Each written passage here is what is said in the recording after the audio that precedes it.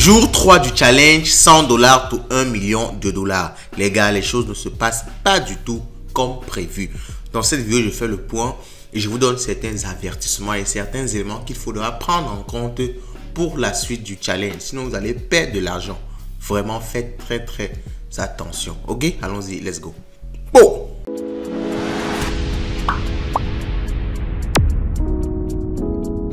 On va commencer en faisant le petit rituel du début de vidéo. Vous laissez le like, le commentaire et vous partagez sur vos différents groupes WhatsApp, Facebook. Ça vous prend une seconde, ça ne vous coûte rien du tout.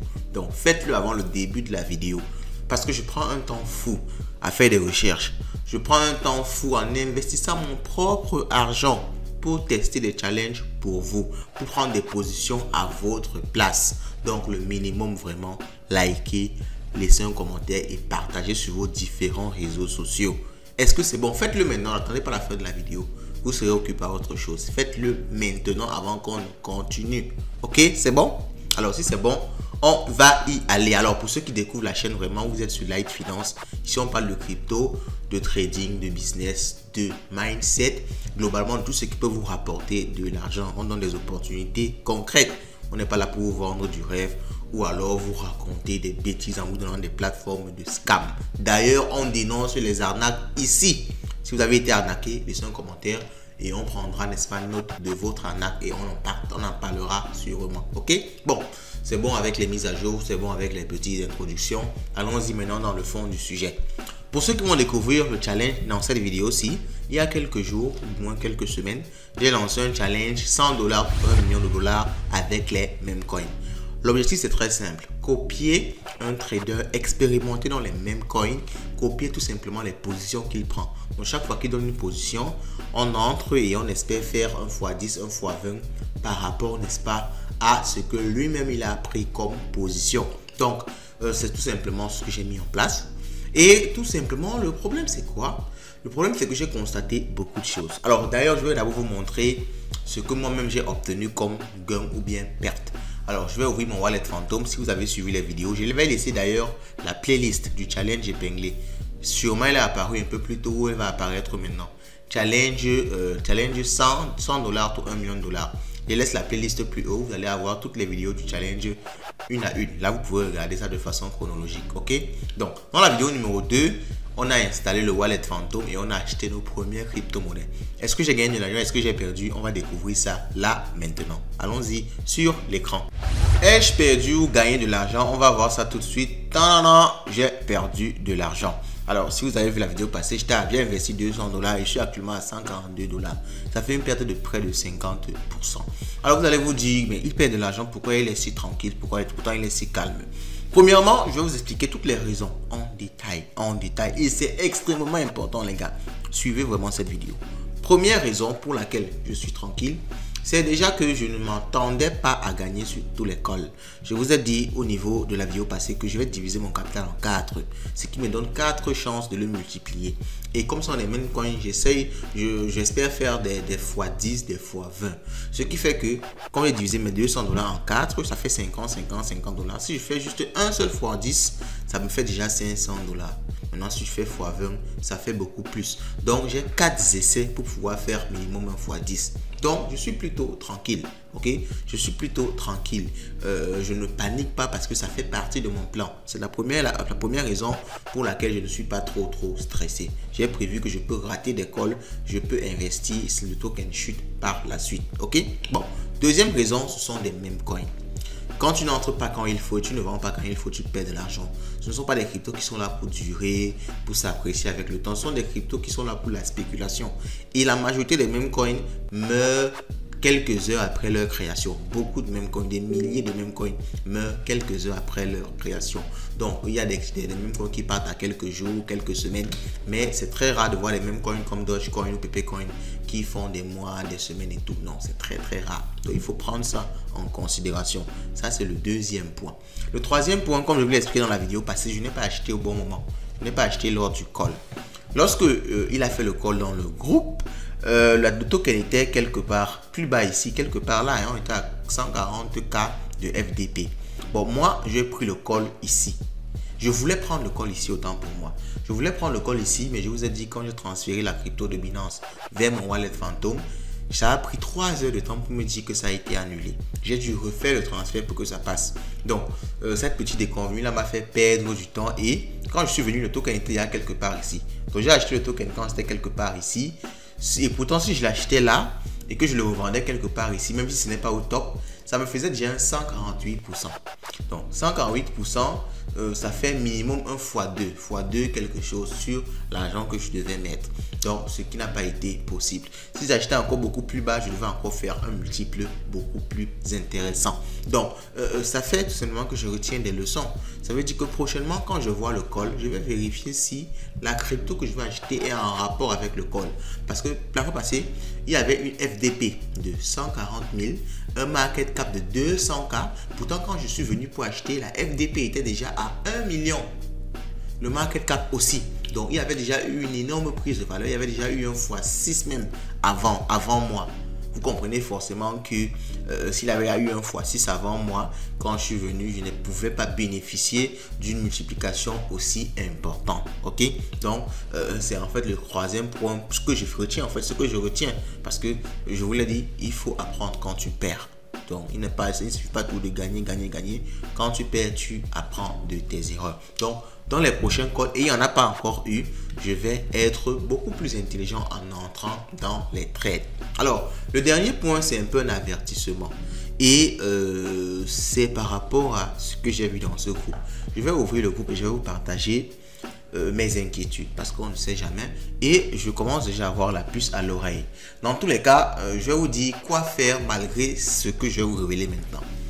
J'ai constaté que ce monsieur, parce que je vous l'ai dit, le challenge c'est pas moi. Je vais faire mon challenge par la suite personnel avec mes propres analyses, mais je me suis basé sur quelqu'un qui est beaucoup plus expérimenté dans les mêmes coins. Bon, d'après moi, il est beaucoup plus expérimenté. Il a une grosse communauté. Par exemple, ils sont à 60 000 par exemple sur Telegram, sur Twitter, pareil. Et c'est pour ça que j'ai décidé de le copier. Donc, il a fait plusieurs challenges. Mais j'ai constaté qu'il ne partage que des gains uniquement des gains. Et ça m'a mis un peu la puce à l'oreille. Je me suis dit, est-ce que c'est pas eux qui partent créer les tokens derrière pour tout simplement profiter ou bien manger sur leur communauté? C'est une question que je me suis posée. Je n'ai pas encore eu la réponse à cette question-là. Je vais faire une analyse on-chain des différents tokens qui sont créés ou des différents tokens qui partagent pour essayer de voir si derrière... Bon, c'est vrai que j'ai vu des tokens qui sont beaucoup plus connus, qui performent jusqu'à présent. Mais je me suis dit qu'est-ce que ces petits tokens là, c'est pas eux qui créent ça derrière pour manger sur leur communauté, parce que avec le monde des cryptos, j'ai déjà tout vu. Donc en même temps, ça m'a mis la puce à l'oreille parce qu'ils ne partagent que des gains. Pourtant, c'est quasiment impossible de ne gagner à tout moment avec les mêmes coins. C'est impossible. Forcément, tu vas perdre sur certaines positions. Comme je viens de perdre là et je vous ai partagé ça. Mais pourquoi lui ne partage jamais aucune perte? Il gagne à tous les coups. Je ne pense pas que c'est possible qu'il gagne à tous les coups. Donc vraiment, ça m'a un peu mis la puce à l'oreille. Je me suis dit, est-ce que ce n'est pas eux qui créent les tokens derrière pour arnaquer leur communauté? Dans tous les cas, ça peut être le cas. Je vais faire des recherches pour vous confirmer ça. Mais même si c'est le cas, ça n'empêche pas que le challenge va continuer. Pourquoi? Parce que cette fois-ci, je vais mettre beaucoup plus mon cerveau dedans. Parce que quand il va pousser le call, je vais analyser d'abord le token qu'il donne. Okay. Je vais plus analyser le token qu'ils donnent. Je vais plus regarder les targets auxquels ils achètent. Parce que si on remonte ici, voici la target passée. Est-ce que je retrouve rapidement? Alors, je vais redescendre d'abord au fond. Je vais remonter plus doucement. Nous sommes déjà en novembre ici. Non, c'est pas bon ça. Ce n'est pas si haut que ça. Novembre, comment? Oui, nous sommes en novembre, qu'est-ce que je dis? Novembre le 29, on remonte un peu. Je crois que je peux retrouver quand il a envoyé le call sur, n'est-ce pas?